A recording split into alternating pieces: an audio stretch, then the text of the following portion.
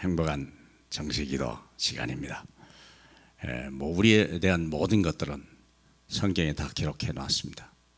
우리의 과거, 하나님이 우리를 어떻게 만드셨는지, 또 우리가 왜 타락한 인간이 됐는지, 왜 우리가 고통받는지, 해답은 뭔지, 이런 그리고 구원받은 사람이 받아야 될 엄청난 약속된 축복, 이것들이 다 성경에 기록된 거죠. 잘못된 생각에서 벗어나야 되는데 우리가 또 성경에 이렇게 말씀해 놨습니다.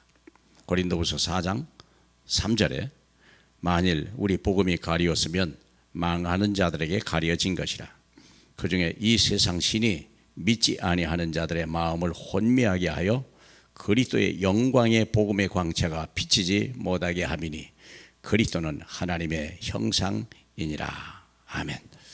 사랑하는 여러분, 사람이 떡으로만 사는 게 아니라 하나님의 입에서 나오는 모든 말씀으로 산다고 그랬습니다.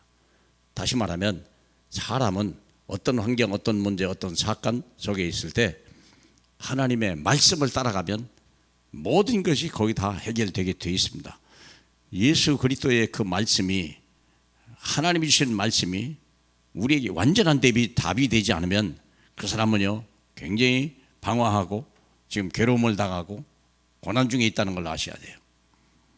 우리 그 예수 그리스도만이 완전한 해답입니다. 다른 게 없습니다. 근데 많은 사람들이 다른 걸 쫓아간다는 거예요. 심지어는 교회 다니는 사람이, 믿음이 있다고 하는 사람들이, 중직자들이 하나님의 말씀 속에서 해답을 얻으려고 하는 것이 아니고 이 하나님 말씀 속에 길이 있거든요. 길. 내가 길이라 분명히 이야기했거든요, 주님이요. 이게 우리가 다른 길을 자꾸 찾아가는 거예요. 다른 신을 따라가는 거예요. 그렇죠? 근데 복음이 가리웠다면 어떻게 해요? 믿지 아니하는 자들에게, 망하는 자들에게 했는데 믿지 않는다는 다른 말이에요. 사람의 말대로 쫓아가죠. 사람의 말이 나쁜 것은 아닙니다. 위로는 되겠죠. 때로는 힘을 줄 수는 있겠죠. 가끔 지혜를 얻을 수 있겠죠. 그러나 완전한 해답은 아니라는 거예요. 또 다른 말이 필요하죠. 또 두 번째는 우리가 이 사람 말 때문에 시험 드는 사람이 교회에 오거나 절에 다니거나 여러 가지 종교 생활을 하지만 절에 다니면 스님들이 하는 말이 얼마나 좋은 얘기입니까? 지혜로운 말입니다. 그럼 그렇고 말고요. 정말 들을 말입니다. 그러나 그것이 내 삶에 완전한 답이 되지 않는다는 거예요. 육신적인 해답은 돼요. 영적인 해답은 절대 될 수 없는 거예요. 오히려 여기서 더 많은 어려움이 온다는 거예요. 오히려 이것 때문에 우상 숭배하는 결과가 되게 되고 다른 길로 가게 되고요.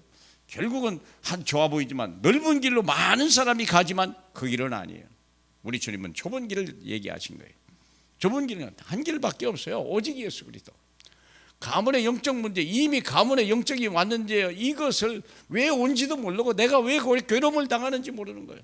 심각한 정신 문제라든지 여러 가지 가문의 멸망의 문제, 어떻게 그렇게 가문의 아버지가 닮은 거, 그렇게 해도 닮아가려. 그것도 잘못된 거, 틀린 거, 절대 안 되는 거, 이런 게 왜 한 집에 예를 들어서 계속 교통사고 난다든지, 계속 불이 난다든지, 계속 질병이 온다든지, 가문의 영적 문제 아닙니까? 생각해 보세요. 여기서 벗어나야 돼요. 오직 말씀 속에 들어가야 돼요. 오직 그리스도 안으로. 과거의 상처들, 우리가 물론 이해는 해요. 과거에 상처받았다는데 누가 뭐라고 하겠습니까? 위로해 줘야 돼요. 그러나 그것이 위로가 될지 모르지만 상처를 씻는지는 못해요. 약간 우리가 치료를 되잖아 몰라도 이 상처는 계속 살아요. 왜 그럴까요? 예수 그리스도로 이전 것은 지나갔으니 보라 새 것이 되었다. 이전 거에 그냥 남아있는 거예요. 이 생각을 가지고 있다니까요. 그것이 발판이 됐다는 사실을 모르고 그것이 나를 새롭게 그리스도를 믿는 기폭제가 됐다는 걸 전혀 모르는 거예요.